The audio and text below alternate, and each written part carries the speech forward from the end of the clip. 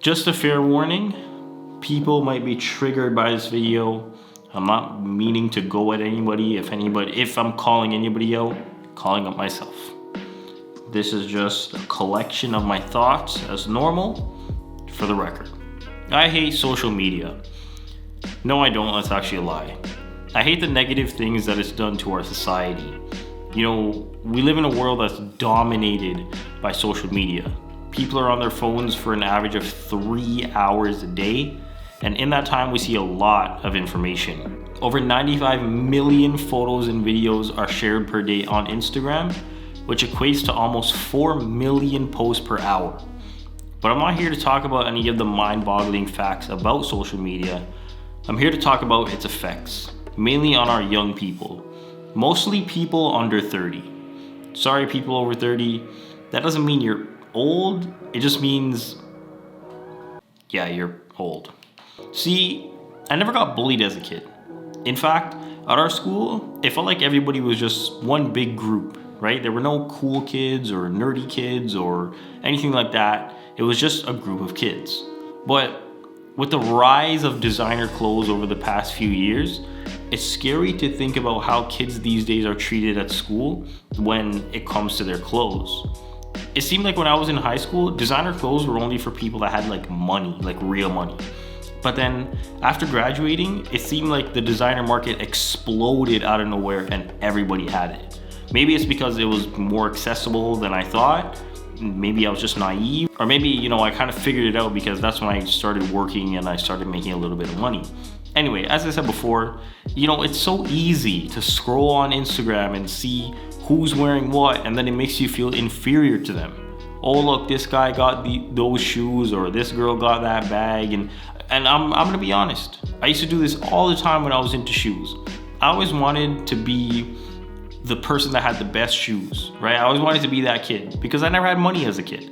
Money was tight for me and my mom, so it was rare for me to get a pair of nice shoes, or brand name shoes, I should say. Okay, well, maybe not brand name, because most of the time it was mostly Nike, but they were on sale, or something along those lines. It was never the latest and greatest. And looking back to those days now, I think it was actually good that I didn't get the latest and greatest, because maybe now growing up I would have been so accustomed to that. See, now, I don't necessarily have a problem buying things on sale and things like that. Like when things are full price, I kind of flinch at the price. But now let's actually talk about the designer clothing market.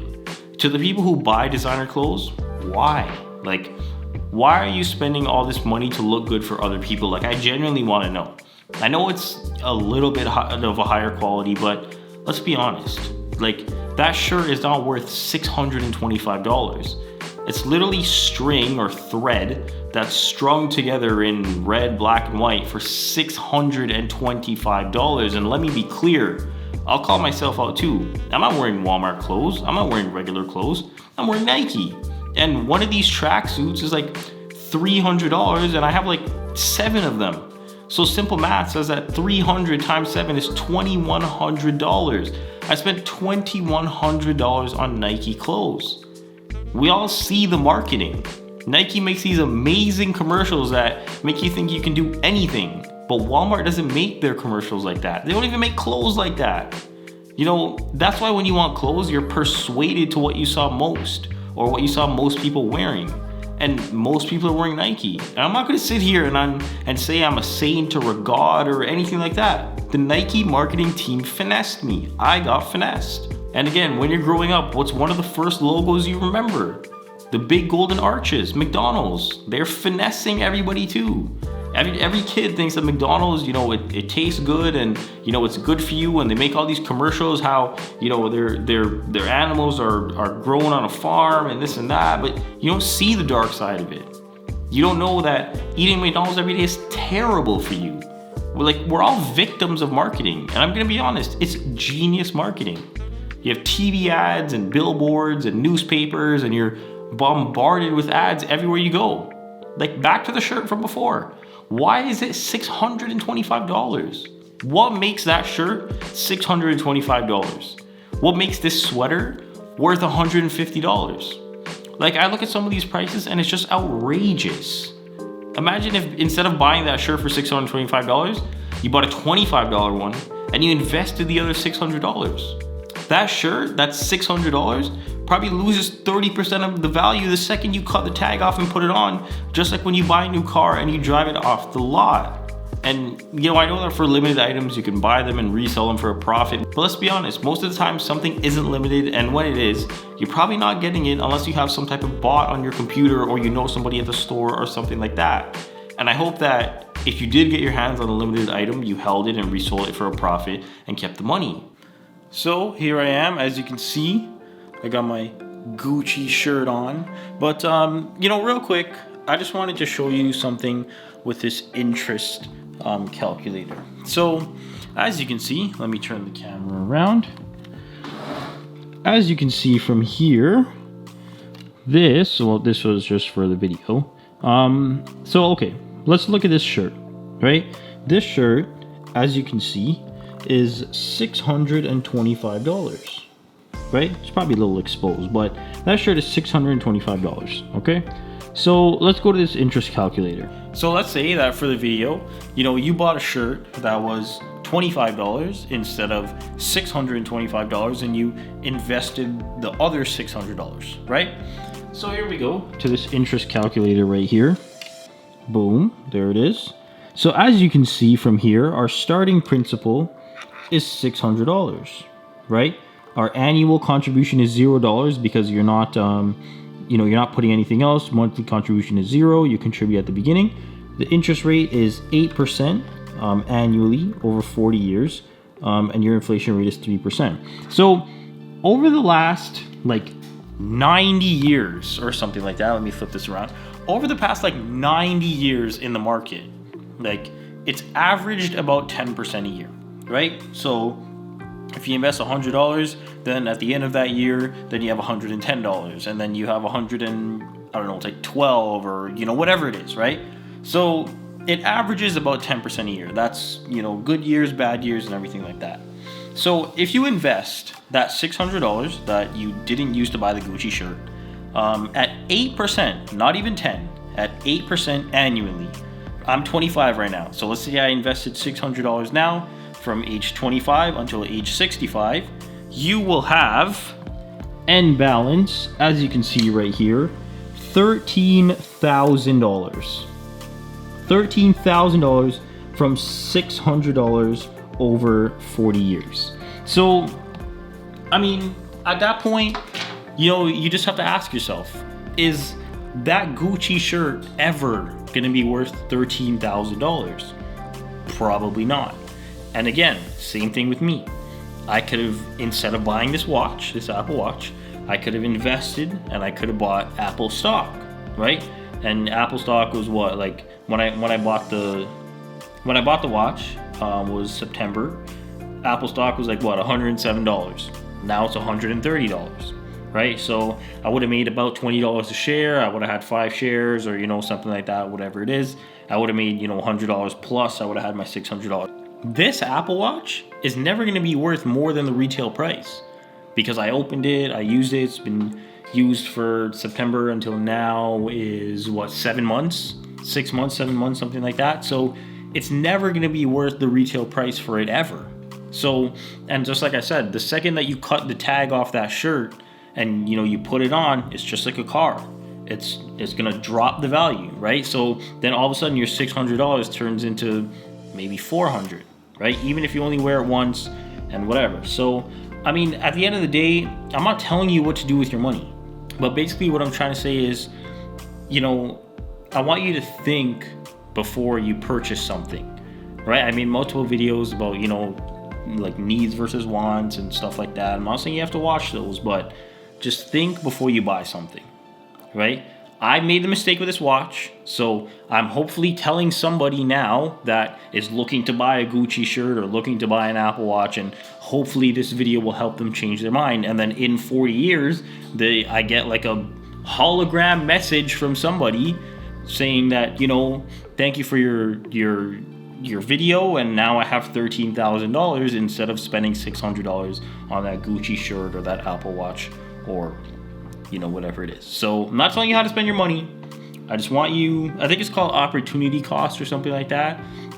So again, not telling you how to spend your money. I'm not a financial advisor. And again, I just want to make it clear, if you buy a Gucci shirt because you like the way it makes you feel, or you like, the colors and the branding and this and that, and if you're happy buying a Gucci shirt, I have no problem with that.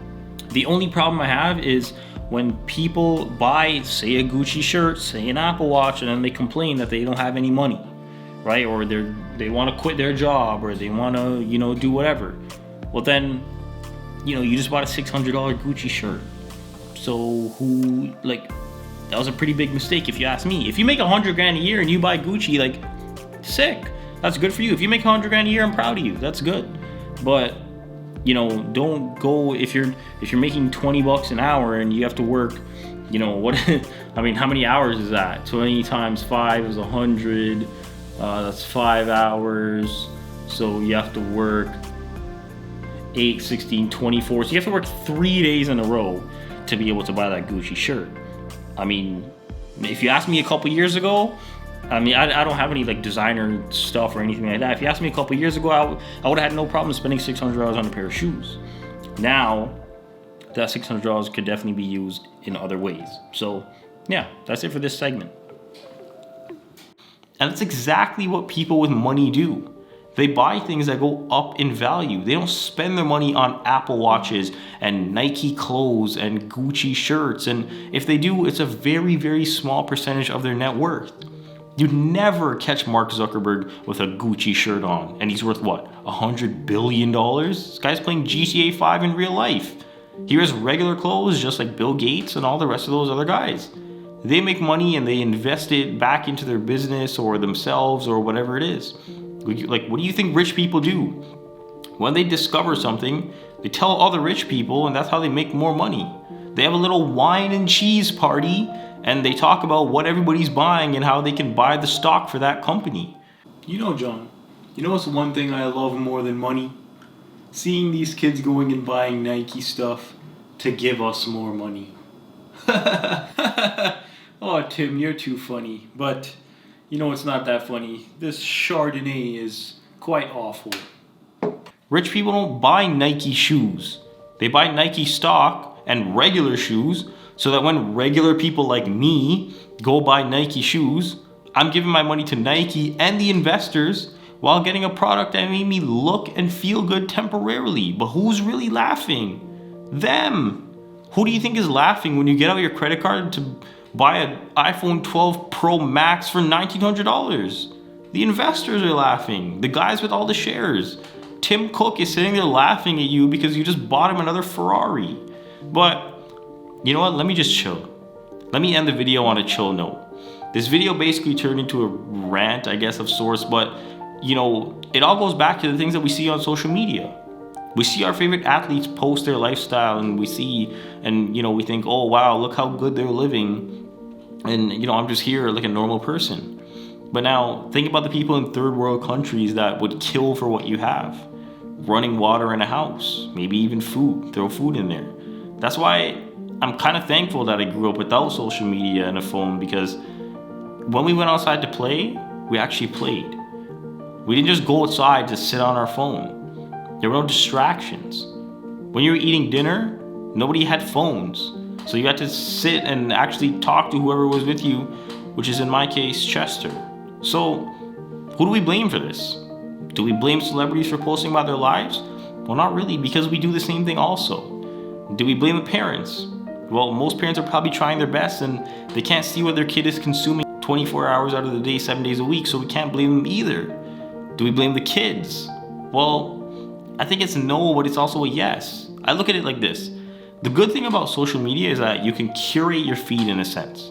I love music and film, so I follow a lot of people in the music and film industry. I don't necessarily care about celebrities, so I don't follow them. So I'm not going to see when somebody posts a video or a picture of their Jordan collection, because I'm not following those people, so I'm not going to be influenced by them. So I partially think that the kids are to blame because they're choosing to look at things like that. But we're also living in a social media culture where so many kids are growing up with phones and with social media, so that's the only thing they know. So who can we really blame? Let me also be clear and say that if you enjoy buying these things because they make you feel happy, more power to you. I have no problem with that. You buy your Gucci and your YSL and whatever else, like whatever floats your boat. I really don't care. My problem is when people buy things to look the part or try to compete with others and then complain that they either hate their job or they don't have money.